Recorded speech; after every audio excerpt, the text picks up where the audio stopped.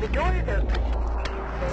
Tonight on Dispatches, how a fundamentalist Muslim group has secretly infiltrated the Labour Party and the broader political system. They are acting almost as an interest organisation, placing people within political parties. How it wants an Islamic state or caliphate, and how it wants to live by Sharia law in the UK. Democracy, if it means that, you know, at the expense of not implementing the Sharia, no one's going to agree with that. And how it's already exerting influence over a London Borough Council with £1 billion budget. That's not the basis on which local councils should be run. That's not the basis on which any political party should try to go into power.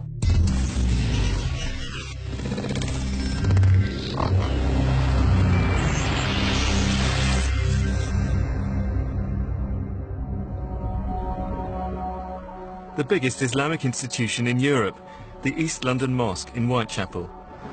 It presents itself as a beacon of moderation and tolerance.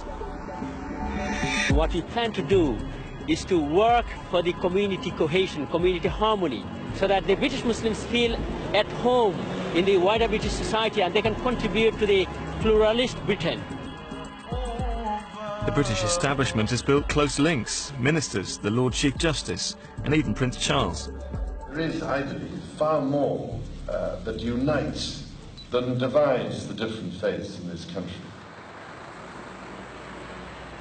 More than £10 million of public money has been paid to this mosque or associated organisations, some of it under the government's Preventing Violent Extremism programme. The elders have been given places on many official bodies, including the board of the London Olympics. And the mosque has close relationships with the Mayor of London. What have you done here? Well, we've had a wonderful morning here at the East London Mosque, which is the greatest, most historic of London's mosques, and we've been talking a little bit about how to break down prejudice and the huge work that's being done by this mosque and the people who work here. But tonight, Dispatches can reveal that this mosque complex houses a fundamentalist organisation and that taxpayers are unwittingly helping to finance its planned and coordinated bid to infiltrate British politics. And somehow it's all gone horribly wrong, and somehow the very people who we should be saying are beyond the pale are in fact inside ministers' offices, sitting around the table having cups of tea. We've discovered that the East London Mosque's claim of moderation is questionable. This is a little game I like to play. Spot the fag. Abdul Karim Hateen is considered extreme, even by some on the hardline Islamist circuit. The lifestyle, the fag lifestyle. Fag lifestyle. In 2007, a conference held by an extremist publishing company at the East London Mosque complex gave him a platform, along with this man. Any woman who comes out of her house perfuming herself, every single eye that looks at her, فَإِنَّهَا هِيَ زَانِيَةٌ, she's an adulterous woman. This is Murtaza Khan, also a well-known fundamentalist. The fornicating woman and fornicating man, flog them 100 times. These are just two of more than 20 extremist speakers who've spoken at the mosque over the last 3 years. They also include this man. And then think about the final moments of entering the paradise or entering into hellfire. This is Anwar al-Awlaki. The reckoning of people is near, and they are heedless. A man described by the US government as spiritual leader of two of the 9/11 hijackers. Here he is in a video address to a meeting at the East London Mosque complex, again organised by an extremist publishing company. The event was advertised with a poster showing New York under bombardment.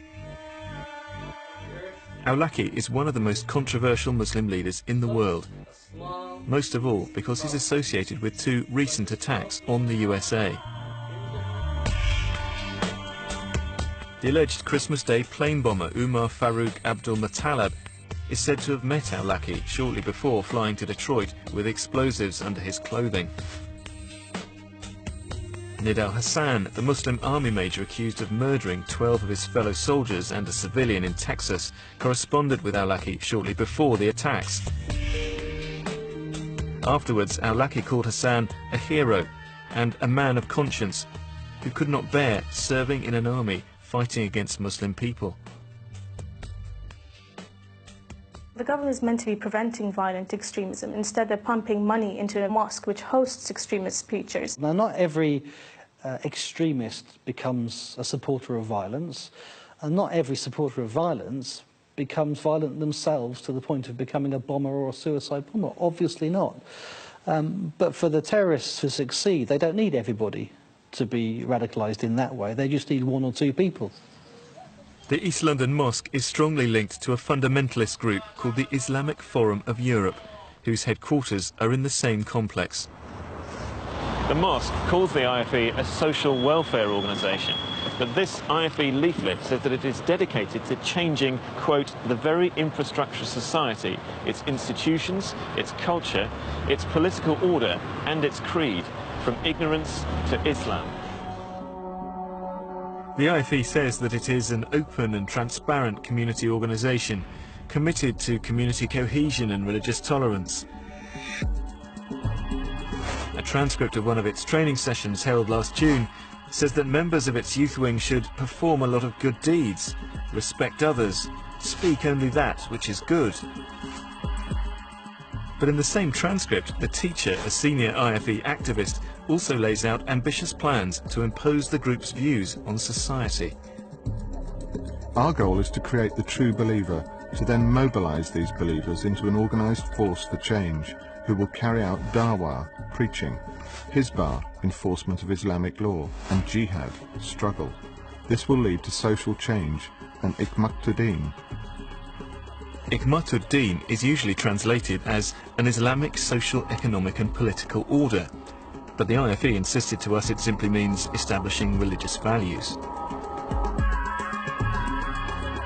The teacher also warned recruits of the importance of protecting yourself from all types of haram, music, TV and free mixing with women in that which is not necessary.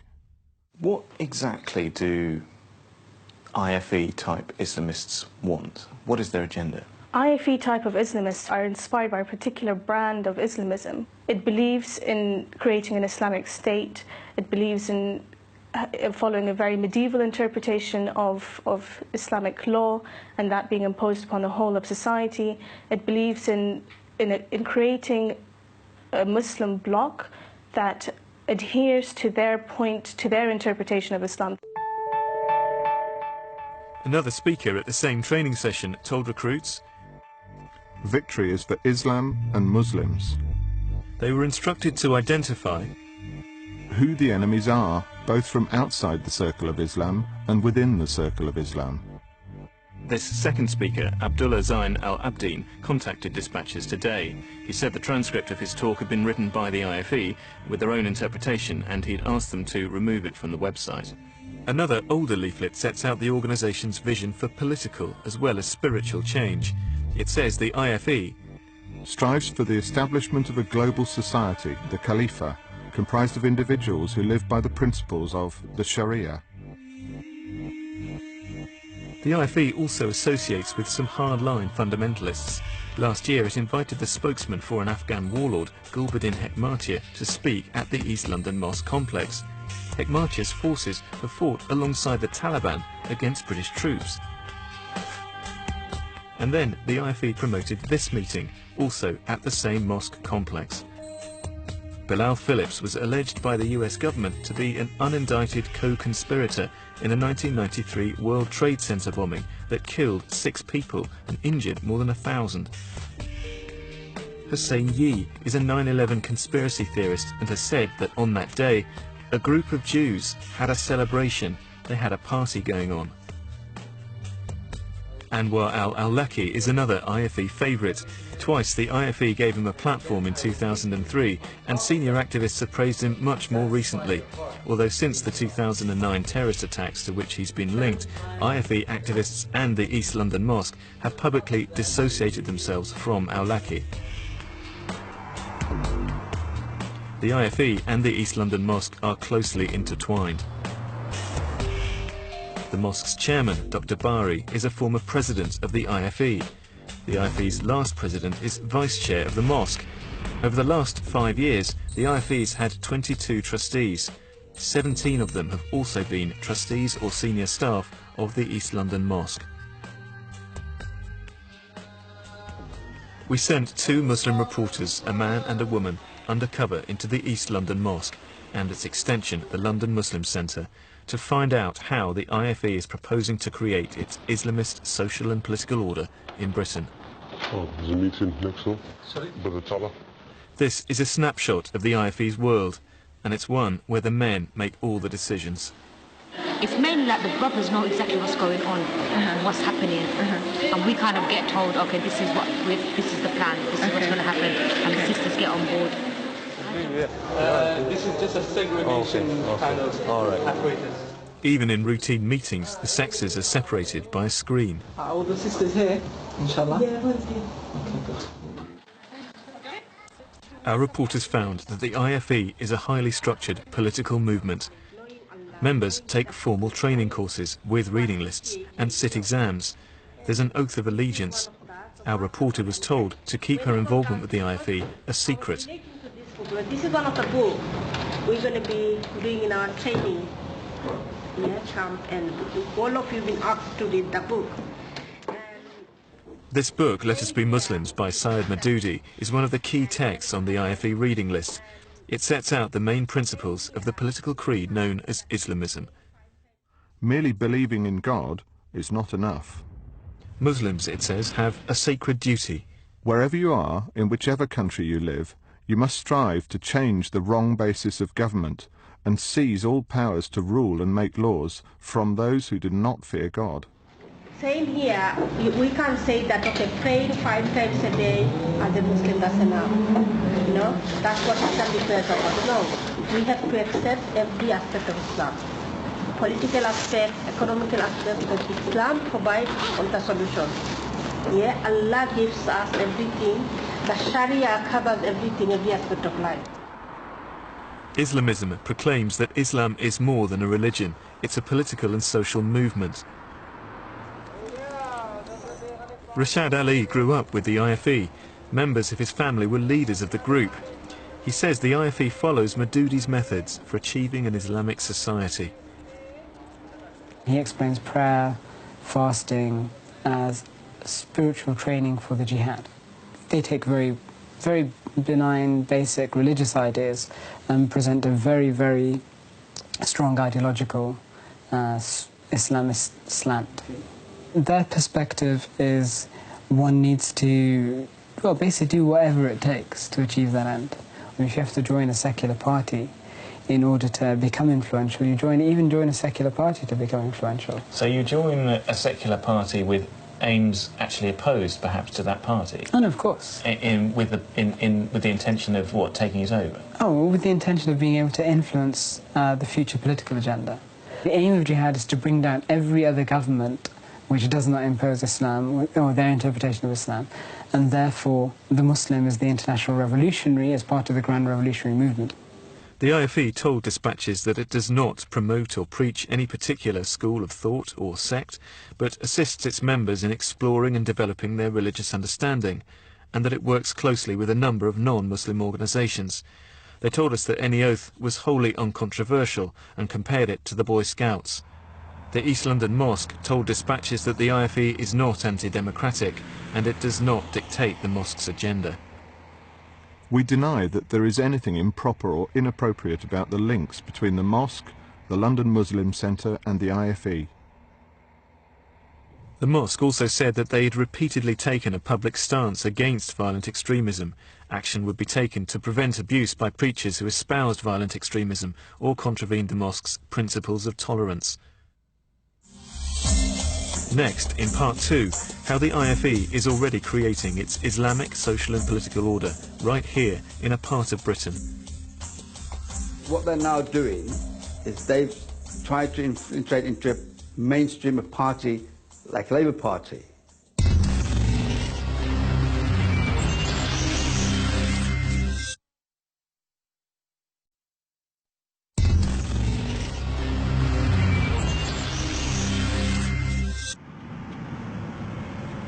Dispatches is investigating how the fundamentalist Islamic Forum of Europe, the IFE, is infiltrating British politics. I'm starting here, in the London borough of Tower Hamlets. This is one of Britain's most important boroughs, the seat of its traditional power and also its new financial power. But a new form of power is creeping in here too, organised Islamist fundamentalism. One of the local MPs, Government Minister Jim Fitzpatrick, has seen the IFE begin to put Maudud's theories of changing government and seizing power into practice. They are an ideological organisation. They're not a religious organisation, certainly not exclusively a religious organisation. The suggestion is that they have councillors, candidates standing for different parties in different parts of the country, and that they encourage their members to vote for those candidates, regardless of which political party they are representing in the ballot box. The IFE's roots here are deep, and its tactics and targets always shifting. It is 2005, a hotly contested general election seat in the heartland of the IFE at Bethnal Green and Bow. Assalamu alaikum. George Galloway. Nice to meet you. Standing for the new Respect Party is the controversial figure of George Galloway. Mr. Blair's days are numbered. Among the key people helping him is this man looking over his shoulder, Abdul Mir, a rising young star in the Islamic Forum of Europe. He will become a key figure in Galloway's Respect Party. George Galloway achieves a famous victory, overturning a large Labour majority. Mr. Blair, this is for Iraq. Mr. Galloway's strong support for the Palestinians and his opposition to war in Iraq went down well in a constituency with a high proportion of Muslims. In East London, a new political power is born. But Mr. Galloway's Respect Party was not the only winner that night. The IFE had scored its first significant political victory, though it did not itself stand for election. Well, I think everyone's played a big role. He's played a massive role. Everyone's played a big role, and you know, it's huge. It just happens really. He's the man. Mr. Galloway himself was in no doubt over the importance of the IFE's role. We've obtained a recording of Mr. Galloway addressing a dinner held at the mosque complex shortly after the election. I am indebted more than I can say, more than it would be wise for me to say, to the Islamic Forum of Europe. I believe they played the decisive role. Mr. Galloway then praised individuals who campaigned for him and said their persistence, which found its echo amongst the leadership and the rank and file of the IFE, was undoubtedly decisive in this historic victory. In a statement, the IFE told dispatches that it did not campaign for Mr. Galloway's election. Mr. Galloway, however, said that the IFE had campaigned for him and told dispatches that it would not have been wise to thank the IFE more publicly because it had enemies within Tower Hamlets' Labour Party, and associating the IFE with his victory would make those enemies more hostile. He added, "You're clearly going to claim that my victory was somehow a victory for the IFE. This is ridiculous. From the day of that speech until this, I've had no approach whatsoever from them seeking anything, still less to exert influence on me." The following year, 2006, Respect went on to win 12 seats on the council. The IFE was seen as an influential force that had delivered again. Abdul Mir, who campaigned to get George Galloway into Parliament, now became the Respect group leader on the council. But Mr. Galloway had offended many Muslims with his antics in the Big Brother house, and his party was losing its momentum. Dispatches is told the IFE was also working inside the Labour Party in Tower Hamlets, and it stepped up its efforts. People were being signed up to be members and then told to turn up at the meetings where candidates were being selected with a list of those who they should be voting for, and were never seen before and never seen afterwards. Tower Hamlets' Labour Party is in special measures. It operates under supervision by the National Party. Last year, Tower Hamlets was told that it could not select its own candidates. The regional party director oversaw that. A Labour Party spokesman was quoted by the local paper. We're concerned about people joining for the right reasons and are trying to prevent organisations filtering in who may try taking over the party by signing up and ousting existing members. We're sensitive following events with Militant a few years ago. Look, for why is the local Labour Party in special measures? It's a question that you should direct to the regional office. But you're the leader of the Labour Party in Tower Hamlets. The London region could give that answer. And we're quoting a Labour Party spokesman in our film as saying they are, quote, trying to prevent organisations filtering in who may try taking over the party. Is that something you're worried about? I'm not concerned with that. I have not seen any signs of that. However, if the London Region Party have concerns, they will no doubt would have raised it and would raise it with Hamlet's Labour Party. They've raised concerns quite recently, is my understanding. There are some concerns that London Region have raised with London Hamlet's Labour Party. What are those concerns? And those are internal matters, party matters. What are the concerns that they've raised? They are internal party matters. I don't think I'm at liberty to discuss on TV or with you the internal workings of the Labour Party. We managed to get hold of the local Labour Party membership list for 2006 and 2008. We noticed some very unusual patterns. Almost everywhere else in the country, Labour Party membership has been in decline, but here in Tower Hamlets, it's more than doubled. One ward, Weavers, saw a 208% rise in those 2 years alone. Was that caused by a sudden localised rise in affection for the Labour Party in East London, or were there other factors at work? We discovered that in 2006, the local Labour Party was, like the borough, roughly 50% Asian and 50% non-Asian. But now, 90% of the new members have Asian names. Elsewhere in the country, Labour membership has been falling. Here, it has gone up from 551 members in 2006 to more than 1,100 members in 2008. Well, this clearly demonstrates the support that the Labour Party has in Tower Hamlets. But why only in Tower Hamlets? What's so special about Tower Hamlets? I don't know. You can go and ask the rest of the country. It's suggested to us that that is because of infiltration by the IFE. Andrew, what I can suggest to you, that is because the people of Tower Hamlets are very politicised, they're very conscious, they're committed Labour Party supporters. There may be other groups at work in the factionalised environment of Tower Hamlets' Labour politics, but the local Labour MP believes that the IFE is at the very least among them.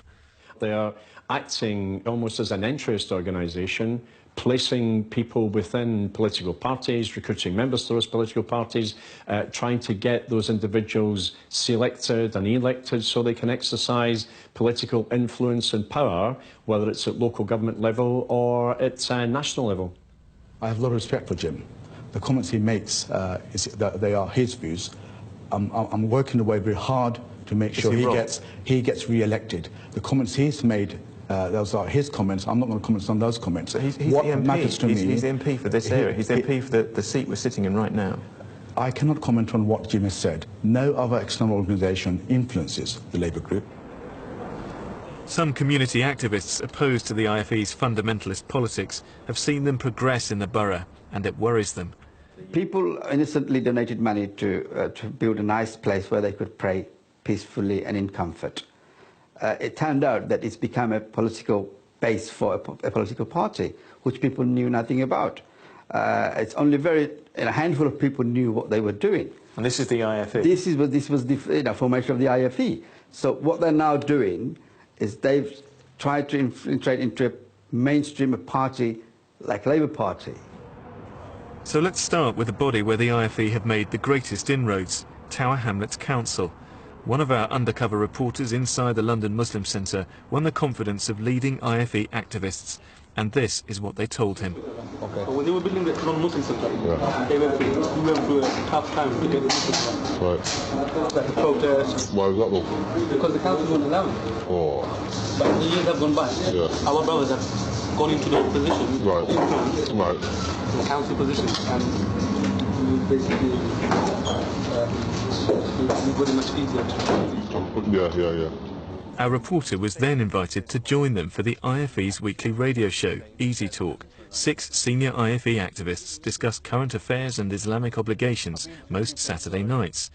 A key presenter is Councillor Abjol Mir, who for many years was a leading figure in the IFE youth wing, although he now claims not to be a member of the IFE. With the microphones in the studio turned off, our reporter chatted to Abjol Mir. What we've done, Dennis, is we've actually consolidated ourselves. We've got a lot of influence and power. Councillors, politicians. Councillor Mir has told us he wasn't referring to the IFE in that extract, but to Muslims in general. On Tower Hamlets Council, we're told, the IFE calls on allies who support its aims. It's also accused of using its influence to help its friends rise to power.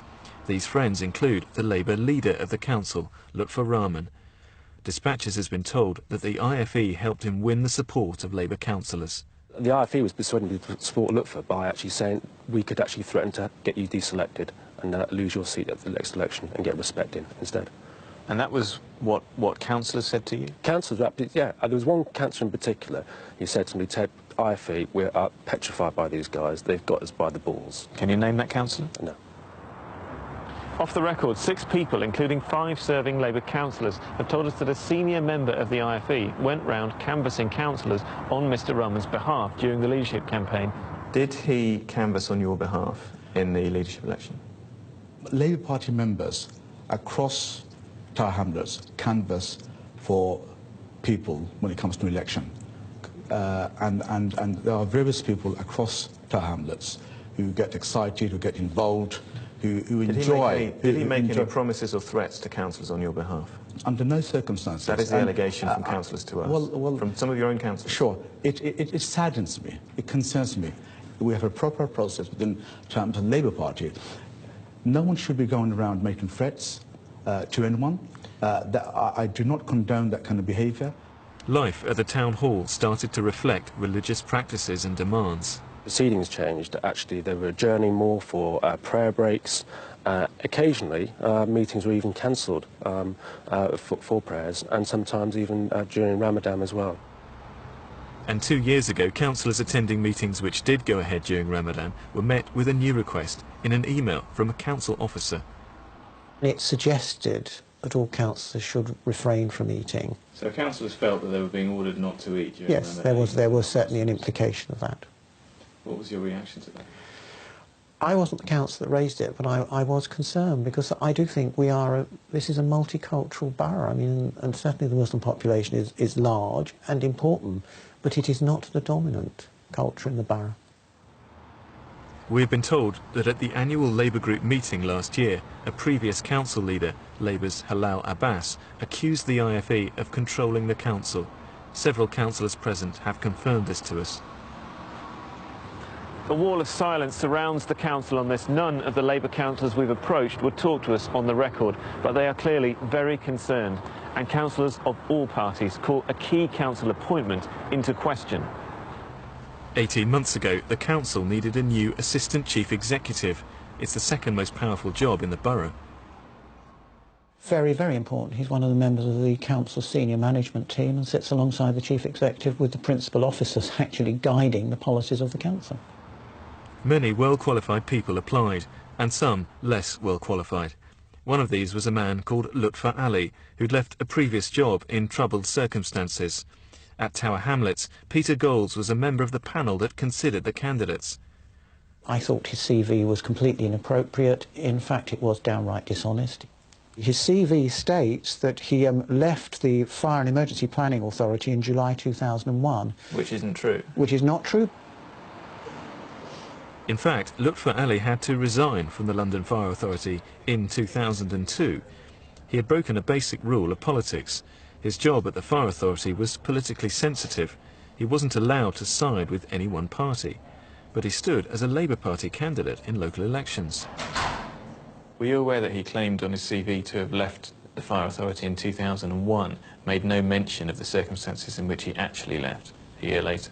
He was employed by this authority well into 2002, and the reasons he left were well known, and they were to do with the council elections which took place in May 2002. Would you have confidence in someone who omitted such a thing from his CV? I think that in public and professional life you've always got to be fully open and honest on your CV. The council's headhunters did not know about this, but even without it they had doubts about Mr Ali. Though he scored well on some tests and they note that he may be an experienced operational manager, they considered him a marginal candidate for the shortlist. Rather limited, one-dimensional, mixed, rather superficial, and very importantly may struggle with the intellectual challenges in a highly strategic role. And that was the verdict of the professional headhunters? That was the verdict of the headhunter. Despite all this, however, Mr. Ali was put on the shortlist and then given the job. I'm told that all the Bengali councillors on the appointment panel voted for Lutfur Ali. You are absolutely correct. They all also declared as an interest that they knew him. Peter Golds complained to the Council Standards Committee about the decision. His complaint was rejected.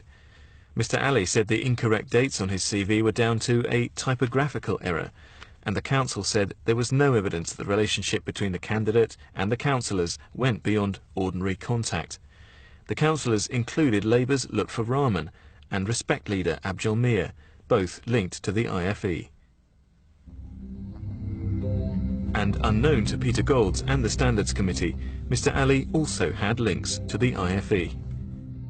He is in fact director of something called the Centre for Muslim Affairs, whose co-directors include a senior member of the IFE and several other people in IFE-linked organisations. Does that explain, in your eyes, how he came to get this big job? I think it explains a great deal, yes. One of Mr. Ali's key responsibilities in this new role is among a group of councillors and council officers who hand out money to community organisations.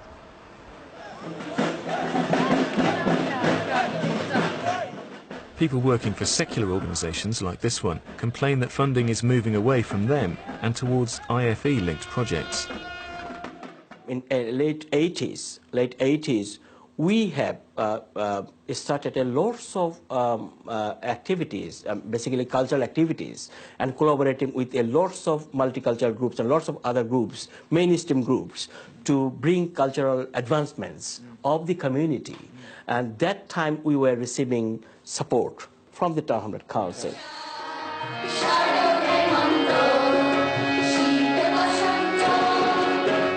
You say that's changed now? All the resources and is going to Islamic and fundamentalist group. So there's a move away from secular organisations like you to Islamic organisations. Badrul Islam runs another local secular group, the Ethnic Minority Enterprise Project. We're finding it increasingly difficult to work with the local authority. Are you getting any funding from them? Not at the moment, no. Last year, a previously unknown organisation called CCAP, the Community Consortium Against Poverty, appeared. It includes 3 key IFE-linked organisations, as well as a number of others. In February last year, it was given £1.8 million by Tower Hamlets Council.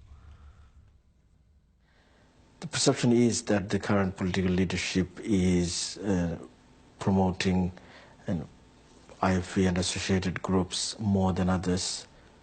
Fear is the promotion of a particular brand of Islam that is sort of not going to bode very well for us in the future. Fundamentalist Islam? Yeah. It seems to be a widespread concern in the borough. The council spends £1 billion of public money, and it is being run by a clique within a political party, and a clique, many of whom have a religious agenda rather than an agenda that is the benefit of the whole of the population of this borough. That's not the basis on which local councils should be run.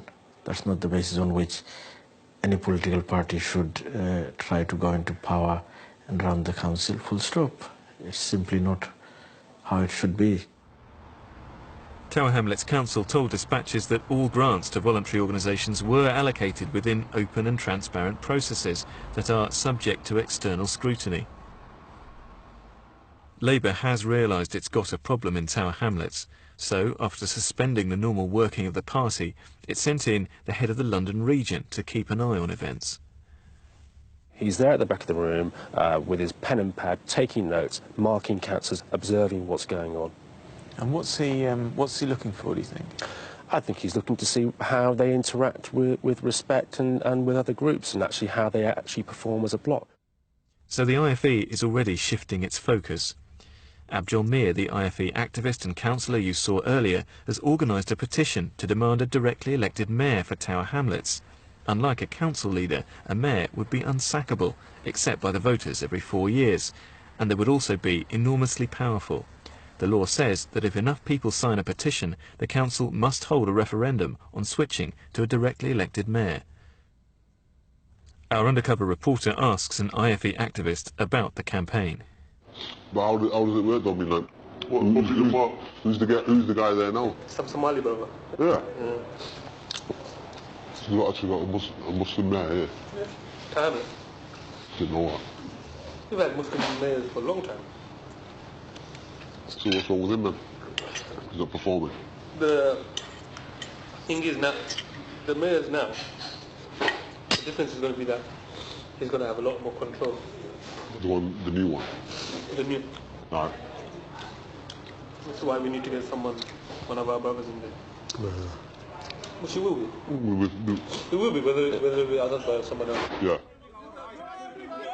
Brother Azad, that's Azad Ali of the IFE, or another IFE favoured candidate, may yet become mayor of Tower Hamlets. In November, the petition, organised by Respect and IFE activist Abdul Mir, was handed to the council. But I've been to see it, and it's a worrying document. In the more than 17,000 signatures on that petition, I counted just 130 non-Asian names. That's in a borough where 60% of the people are non-Asian. We saw entire pages of names in the same handwriting. Some of the names on those pages are the same as people we've linked to the IFE. And an official report we've seen from council officers says that 40% of signatures are invalid. Some didn't exist, some weren't on the electoral roll, some didn't give full names. Even so, the officials decided that enough signatures were valid, and Abdul Mir is getting his referendum. It'll be held in May, though some local residents are fiercely opposed. The IFE told dispatches that it denied any part in the forgery of petition signatures. People who've seen entryism at work before aren't surprised to see the IFE operating in different organisations, campaigns and parties. If you don't believe in democracy or in mainstream pluralistic political parties, and if you have a disdain towards them, the idea of taking them over and subverting them and, conning them into your way of thinking is quite an appealing thing. In part 3, where the IFE are going next, and the people trying to stop them. I don't want my children to grow up in a society which is being segregated in the name of religion or in the name of culture.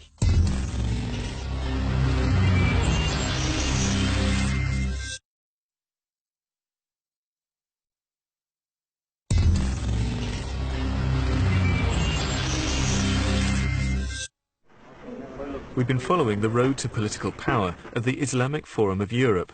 But the IFE's ambitions aren't just political, they're social.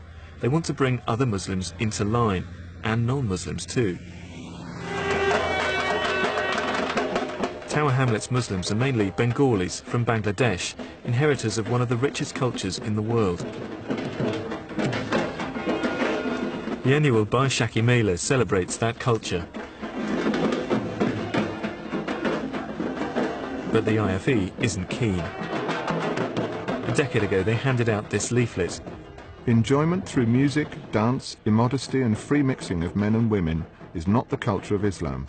This is a shameless Western culture. Muslims who take part, even if they pray and fast, will be burnt in hellfire.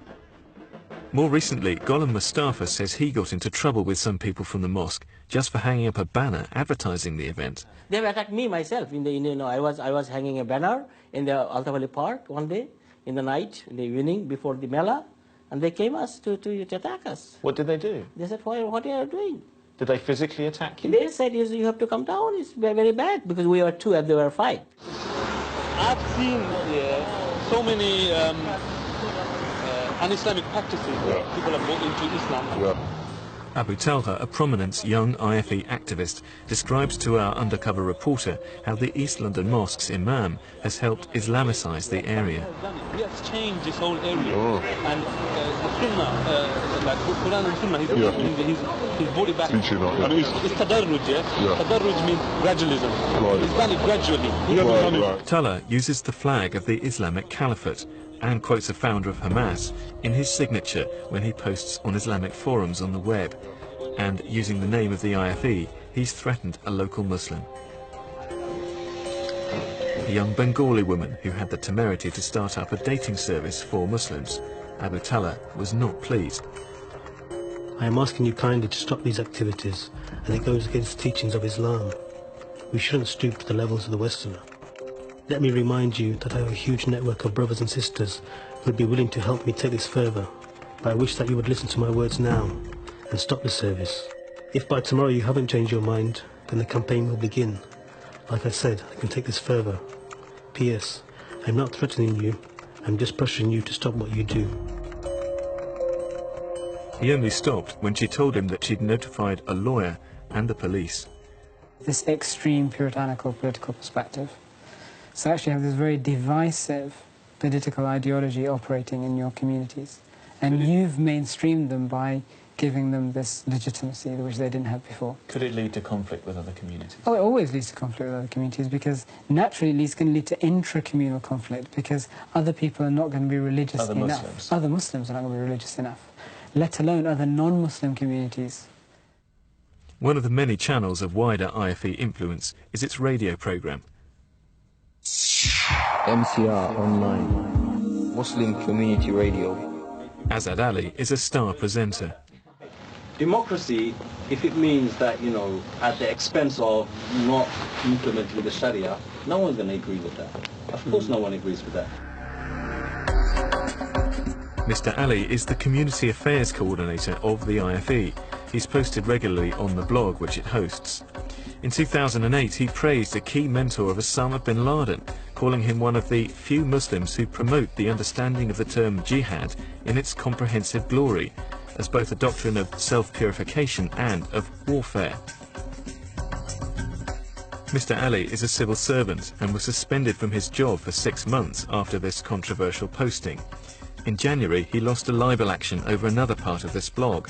The judge ruled that Mr. Ali was taking the position that the killing of American or British troops in Iraq would be justified.